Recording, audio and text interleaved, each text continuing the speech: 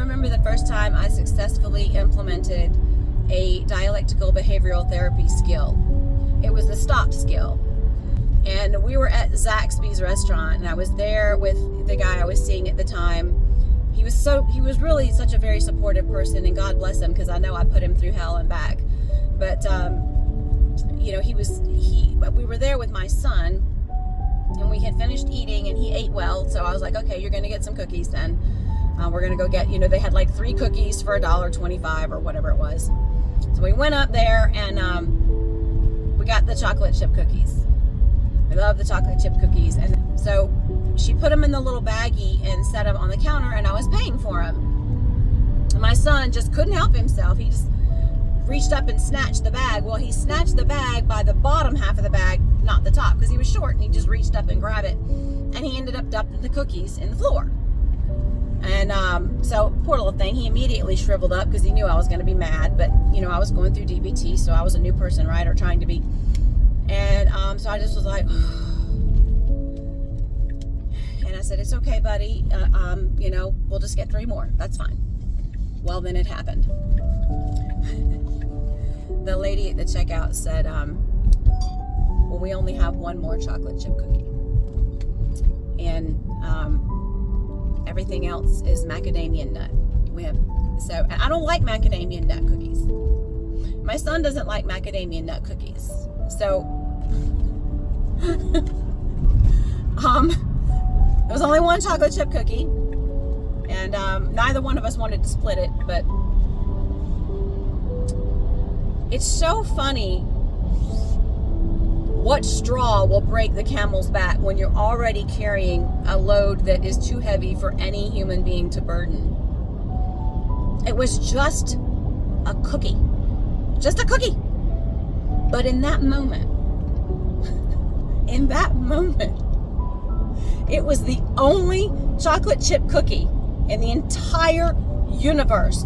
And I was going to shrivel up into a pile of nothingness if I didn't get to have a bite of it.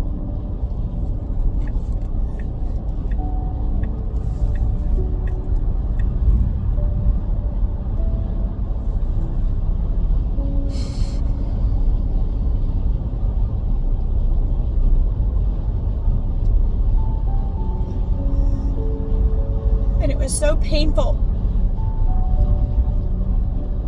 and so embarrassing. But I froze in place, knowing that this woman was looking straight at me, knowing that there were people in line behind me, seeing my little son with his head down, knowing that he was terrified that I was going to have a meltdown. But I froze, and I took a step backwards, and I looked at the cashier and I said, I need a moment. And I walked off, and I sat down at a table, and I just lowered my head, and I started looking at that tabletop, and I began to study the wood grain pattern very, very carefully. And my little son's standing beside me. He didn't know what to do. His little head down. And the guy I was seeing looked up, and he saw me sitting off by myself with my head down. And instinctively, thank God, he knew that I was having a hard time. I was struggling. And so he came over, and he just took my son by the hand and said, come sit down. Like, that was the most wonderful thing, that he did that he had the intuitively, insightfully knew to do that without even being told. And I observed this wood grain. I don't know how long I was there, probably just a few minutes, until I was able to bring myself down and just accept reality that I was not going to get the cookie I wanted. And I'm a sugarholic too, by the way, so like, ugh.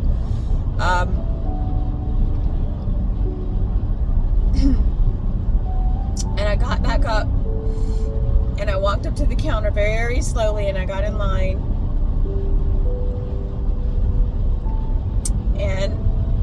God they still had the cookie. You know, by that time we were ready to leave, and I got in the car, and I gave the cookie to my son, and I said, it's okay. Here's your cookie. And everything was calm, but it was awkward because everybody was like tiptoeing around me, right? And I was so proud of myself that I did not show in public, that I really did it. Like, I really kept my cool. And then he spilled his drink in the car.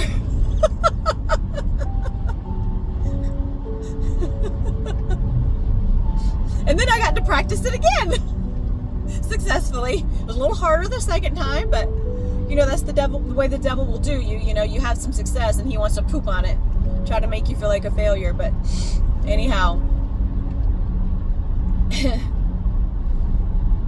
if you're struggling with borderline personality disorder or PTSD or narcissistic abuse syndrome or family scapegoat syndrome or any other type of trauma-based personality disorder that causes you to have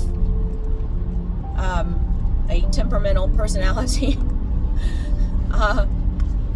you know, there is hope. There is help. You can do it. And it's not easy and it's not fun, but it's so worth it for you. Not just for you, but for the people around you who have to put up with you. Have to put up with you.